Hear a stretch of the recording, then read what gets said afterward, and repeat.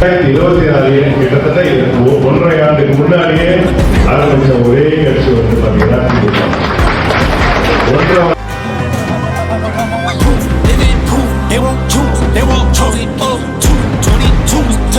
ஒன்றரை வருஷமா நாங்க வேலை பண்ணிட்டு இருக்கோம்.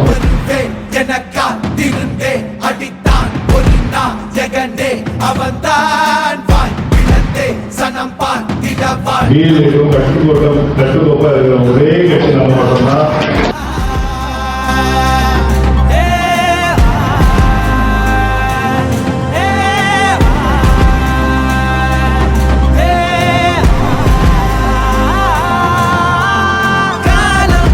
எல்லாரின் மீதும் கல்லாகி மூடும் அப்போ